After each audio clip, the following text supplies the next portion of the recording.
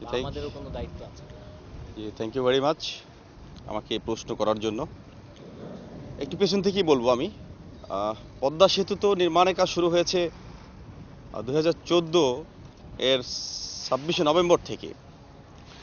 এরপরে উদ্বোধন হলো এই মাসেরই 25 তারিখে, অর্থাৎ একেবারে হিসেব করলে আমরা 7 বছর 7 মাসে আমরা এত দীর্ঘ একটা পদ্মা সেতু পেয়েছি।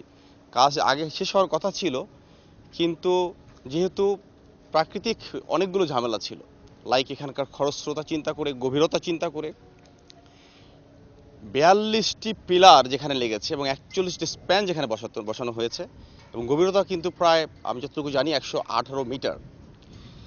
এই যে একটা কঠিনতম কাজ এত বড় সাহসিকতার মধ্য দিয়ে শেষ করা হলো, এই জন্য সরকারকে ধন্যবাদ জানাই।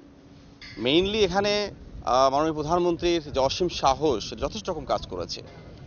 ওনার অবস্থানে উনি দৃঢ় না থাকলে এই ব্রিজ এই সময়ের মধ্যে শেষ হতো কিনা আমাদের সন্দেহ রয়েছে।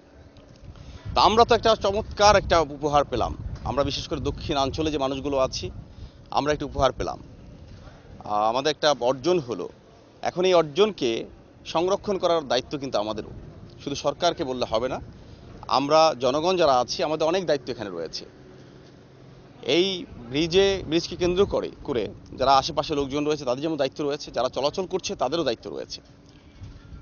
ব্রিজ এটি হচ্ছে কেপিআই, কি পয়েন্ট ইনস্টলেশন, যেটাকে গার্ড করার জন্য এখানে একটা ক্যান্টনমেন্ট সৃষ্টি হয়েছে, পুলিশ দেওয়া হয়েছে, 2টি থানা তৈরি করা হয়েছে। এদের যেমন দায়িত্ব আছে, আমাদের সাহায্য করতে হবে তাদেরকে। জনগণ যারা এখানে চলাফেরা করে তাদের কিছু ডুজ অ্যান্ড ডোন্টস আছে, কি করা যাবে কি করা যাবে না।